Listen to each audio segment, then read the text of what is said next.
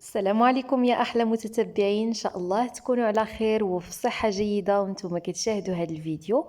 بالنسبه للاقتراح ديال اليوم غادي يكون غراطان، يعني وجبه عشاء خفيفه.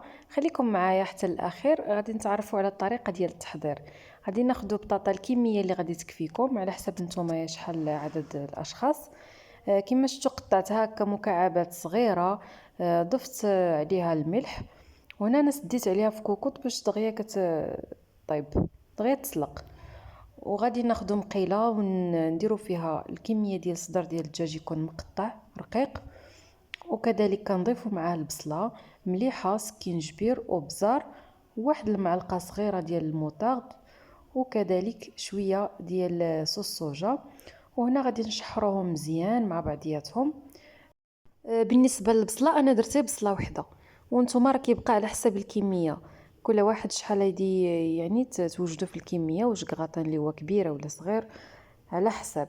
غادي نخليو هاد المكونات يتشحروا مع بعضياتهم، وغادي نوجدوا صوص بيشاميل. هنا انا ضفت 2 معالق ديال الزبده مع رشيشه ديال البزار. البزار واخا ديروه حتى الاخير، المهم ماشي مشكل. غادي نحركوا هاد الزبده هادي مزيان، نحركوها كما شفتوا حتى كتذوب تماما. ومن بعد غادي نضيفوا ليها معلقه كبيره ديال الدقيق. فهذه هي الطريقه ديال البيشاميل، يعني ضروري ما غاديش تحبسوا من التحرك، نتوما كتزيدوا في المكونات وحنا كنحركوا مزيان. ها نتوما كما شفتوا معايا. نضيفوا حتى المعلقه ونص. كتبقاو كتحركوا مزيان. هنا ما عرفتش كيفاش راه بقيت كنحرك بالمعلقه، ولكن هنا من الافضل خصكم تستعملوا الفوي.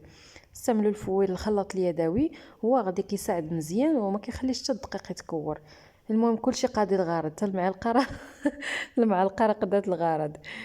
وهنا كنبقاو نضيفوا في الحليب شويه بشويه،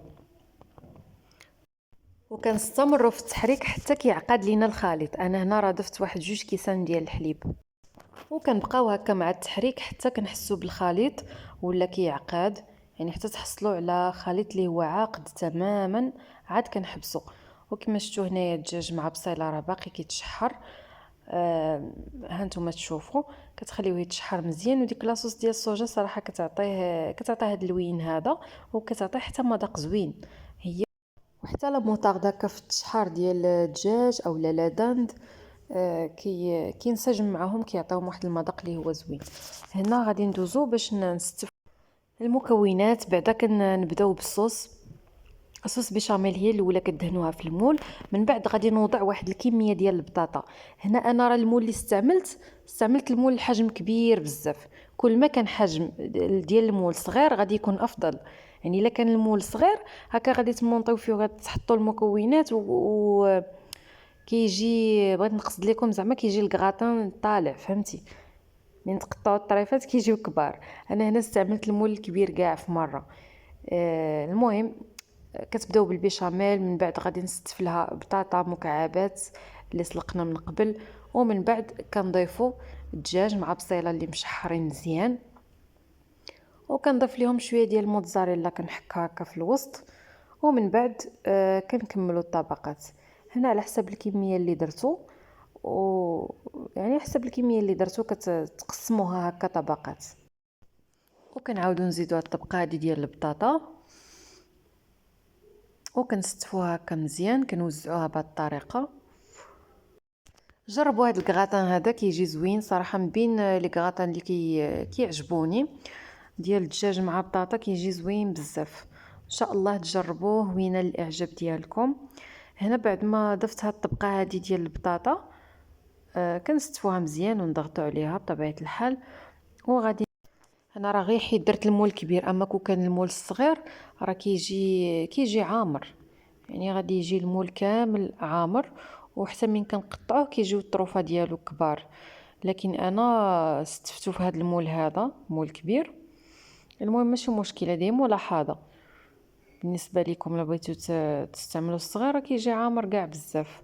هذا راه واخا كدير فيه كميه ما كتبانش فيه، ولكن راه غير على حسب الكبر ديال المول. هنا من بعد غادي نعاود نضيف الكميه اللي بقات ليا ديال البيشاميل. هنا قسمتها، درت النص في الاول والنص غادي نضيفو دابا. كما شفتوا هكا غادي نستفو مزيان. وحتى البيشاميل هنايا راه خليتها حتى عقدت ليا بزاف. راه غالبا البيشاميل اللي كندير في لي كغاتان ما كنخليهاش كتقصاح. صافي هنا راه صورت لكم، ولكن واخا هكاك راه كنشرح. يعني بالنسبه لاصوص حاولوا تخليوها شي شويه خفيفه وتكون كتيره. انا الكميه اللي كانت عندي ديال الحليب 2 كيسان كنت استعملتها، يعني حتى النص سيترو تستعملوه كامل وما كتكونش ما كتعقدش بزاف كاع. وفي الاخير كما شفتوا معايا كنضيف واحد الكميه ديال الفرomاج غابي. بالنسبه للنوعيه خلاص النوعيه اللي كتستعملوا ماشي مشكل. ومنين كندخلوه للفران راه كيتغاتينا مزيان وكتزيد دوب لاصوص. واخا نتوما شفتوها شويه يعني خاطره كنهزها بالمعلقه، لكن بعد ما كندخلوها للفران راه كلشي كيدوب وكيجي معلك وكيجي غزال تبارك الله. ان شاء الله تجربوه وغادي ينال الاعجاب ديالكم. وما تنساوش ما تنساوش تعليقاتكم تشجيعاتكم. كما شفتوا شحال ما حطيت شي فيديو. لي فيديو كاينين وكنصورهم صراحه، ولكن راه كنعجز باش نمونطيهم. ما كنلقاش واحد الاقبال واحد التشجيعات. داكشي باش كنعجز. هذا هو الكراطان بعد ما خرجته من الفران. نتمنى الوصفه ديال اليوم تكون نالت اعجابكم. كراطان اللي هو بسيط، وصفه عشاء او غداء. وصفه اللي هي سريعه وبنينه كتعجب الوليدات، وان شاء الله تجربوها وتنال الاعجاب ديالكم. خليو لي الاراء ديالكم في لي كومونتير، خليو لي لي جيم يلا يلا تشجيعاتكم باش هكا نتحفز ونولي نحط الجديد وما نعكسش. كاع دوك لي فيديو اللي عندي غادي نمونطيهم كاملين ونحطهم. يلا كنشكركم بزاف وشكرا على حسن المتابعة، وكنقول لكم تبارك الله عليكم. وان شاء الله لنا موعد غادي نولي نمونطي هكا لي فيديو نحطهم لكم. غادي نحيد شويه العجز.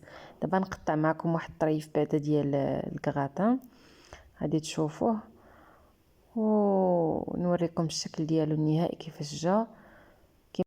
ايوا ان شاء الله يعجبكم وتجربوه وتردوا عليا الخبار.